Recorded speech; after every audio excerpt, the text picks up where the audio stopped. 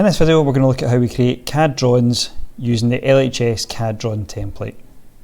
Now this file can be found by going to File and Open, and then into Shared for Pupils, navigating to Craft Design and Technology, into Graphic Communication, and then looking for the file that says LHS CAD Drawing template. Now it has Do Not Save To as part of the file name, because you have to make sure that when you open it you do a Save As and you save it into your folder. That's the one named after your username, not your actual name.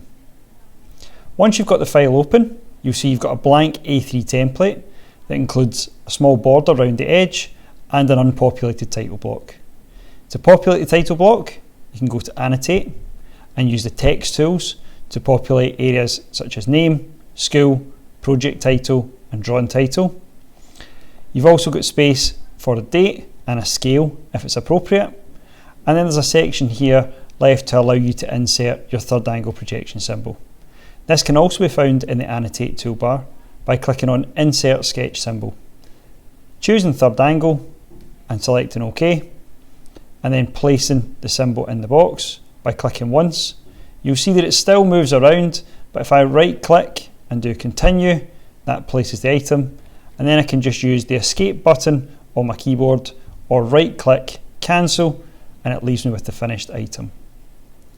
I can then use Zoom to Page to get my entire page back in. At this stage, I can now navigate back to Place Views, and I can choose what items I'm going to place onto the page. I always start off with a base view. You can see that it uses your last used CAD model, so in this case I've got the bird feeder from one of the previous N5 course assignments. Just now that's got the full assembly, and I can spin that round using the view cube to get it into isometric view, or I can view it as an orthographic from the front and from the side. I've got a standard view label that populates to a kind of default number. I can change that if it's required for elevation, end elevation, plan, exploded. I also have a scale that's chosen as the best fit, and I can adjust that either by using the drop down or by entering it manually. If I want to change what item I'm placing in, what I can do is I can use the Open Existing File, and you can see I've got previous made CAD models in here that I'm able to use. I'll start off using the file that I've been given. I'm going to drag it to the approximate position. Now sometimes when you move it you might not see the item, you might just see an outline box. That's okay, it's just trying to save graphics memory. I'm happy with the scale, but I am going to change this to say elevation and then click OK. You can see at the moment it's placed the label quite close to it, and if I wanted I can just click and hold and drag that away to give myself a bit more space. Zoom back to the sides of the page and I've got my elevation here. To get end elevations and plans to come in, I can use the projected option. So I click projected, I click my original view, and then you can see it will project in line either vertically for a plan or horizontally for an end elevation. In this case I'm just going to place in the plan view. If I was to move it out to the side at an angle, you can see it will put in a pictorial view for me, and what I'll do is I'm going to click over here. That image is placed, you can see it by the green outline, but I just right click and then create to finish that. All of these have come in as line drawings. You can see that these have come in with default title names. If I double click on the red box around each one, then what I'm able to do is change the labels to say plan, and for this one I can change it to say isometric. You'll notice at the moment that no hidden detail is shown on any of the views, so what I can do is click on my original view by double clicking on the little box that appears when I hover near it, and I can choose one of the chosen styles up here. I've got hidden line removed, and shaded. You're very unlikely to use the shaded unless you're using it for a pictorial view. So I'm going to change it to hidden line and click OK, and you can see that the hidden detail appears for this item. It doesn't appear on this one, but again if I click on it I can choose if I want to style it from the base. I can also edit this using this option over here. So if I wanted to add hidden line or I wanted to change it to be shaded, I can add that into that as well. If I decided that I wanted hidden detail on this view and not on this view, which is uncommon, but it would allow this view to be simpler, then I would double click on the box here. I would untick this option for style from base, and I can then have hidden line removed so they're not dependent on one another. But for this example, I'm going to keep that in. So tick that back again and click OK. No dimensions and no other British standards are added to this. To do that, I have to go in to my annotation.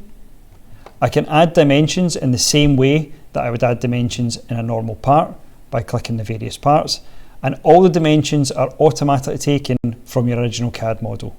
If you find an error with your dimensions in this file, it means you need to go back and edit your original file. This is a cylindrical object, so it needs to have a center axis center line. To do that, I can draw it using this tool here, or I can use the better option, which is a center line bisector. What this does is it takes two straight lines and will draw a center line between it.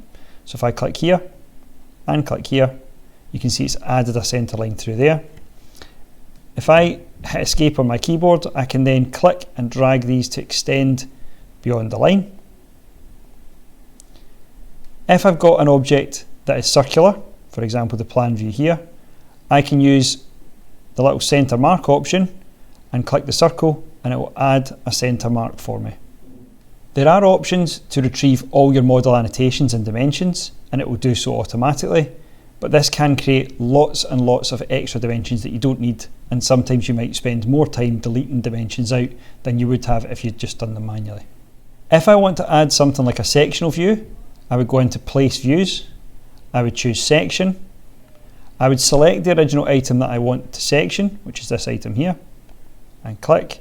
I would hover above the centre of the object and draw my cutting plane right through it, click at the bottom when I'm happy, and then right click, continue once I'm finished my cutting plane, and I can drag this out to the side. I then have the option of choosing what my view identifier is called. I'm putting in my first sectional view, so I'll just type A, and again I can place that over to the side. And I've got a sectional view correctly labelled with the correct identifier that matches here. If I decide that views are too close together, or I want to use the space differently, I can click and drag on the views and move them into a better position. If I move the elevation down, the end elevation or a sectional end elevation will move with it, vertically but not horizontally. Likewise, the plan will move horizontally but not move vertically unless I click and drag it. You want to make sure you maximise the space, but leave yourself enough space to add all the necessary dimensions. In this case, I could bring the sectional end elevation closer and give myself space to add in additional views, for example a detailed view or an exploded view if it was required. Exploded views are added as a separate base view by clicking on Base, choosing your file, and then finding your specific exploded view, which is an IPN file. When I click Open, you can see that I still get this as my view cube and it's still viewed as a pictorial. I can change my scale to fit, and then I can position that just by clicking OK and then dragging it into an appropriate space.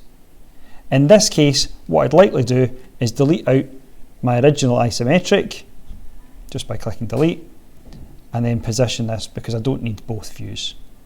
If I wanted to have that as a render, I could do, but for what we're doing just now, we require a line drawn. To edit the different details about it, I double click on the little red box, and at this time I can change that to being exploded. If I was putting multiple items on the page, so multiple views of different objects, and I wanted to divide up the page, I could simply go to Sketch, Start New Sketch, click on the page, and use the line tool to draw a simple divider down the page and finish the sketch. That's only really required if you have multiple views of multiple objects. It's easier to keep the drawings of all your components in one file. The best way to do this is through your model tree. I'm going to collapse the little sign beside sheet 1. I'm going to right click in the model tree and do New Sheet. you'll see that it hasn't brought in the third angle projection symbol or anything that I would have populated from the previous page, including my title block. So I would need to use my annotate toolbar to add that again, using insert sketch symbol and using text. But what I can do is go into place views, choose my base, and what I'm able to do is add in new views of separate components. When I place this item in first, you can see that it's defaulted to an elevation from the front. If I wanted to put in a plan view first, I would just rotate it with my view cube. I could change my scale to whatever was appropriate and click OK. If you find your item is not in the orientation that you want, what you can do is select the little drop down arrow here and choose Custom View Orientation. This will open up your part in its original view, and you can use the same options here to set new views as top or new views as front. For example, if I wanted the underside of this item to be the top surface, I would spin it round, select the little arrow and do set current view as or set current view as home, and I could set that as a default view. This is particularly useful when you're doing assemblies. If it doesn't show as a proper orthographic view, you can use a combination of the Look At tab and this little arrow to help you out. I'm going to finish my custom view. Having not changed anything, I'm going to change my label view to be in plan and click OK. And I'm going to place that over there. Now it's really important to keep in mind that this is an A3 sheet, so you want to maximise the space, have drawings at a suitable size, but also not so big that you're wasting lots of pages. I'm going to project my view down from here.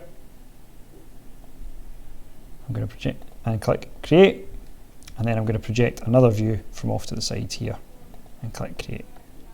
I would then have plenty of space to add views of other components and be able to edit using all my dimensions. I've then got plenty of space on my page to be able to add in additional views of different components. And again, this all can be done using base and projected, with all sizes able to be added using annotate. To give a quick example of this, use general dimension, and if I wanted to have in my diameter of the outside here, clicking on the circle, I haven't had to add the dimension, the size is provided by my original CAD model, and I click to place it. You can see that there is an option to hide the dimension value and edit it, or for example, if it doesn't show up using the correct radius or diameter symbol, these can also be inserted from this little menu. If you don't want to edit the dimensions automatically, you can untick this little box, and this dialog box won't appear unless you edit the actual specific dimension. Remember, really important to include all your dimensions and use a combination of centerline bisector and the center mark tool to be able to add in the relevant center lines and center marks.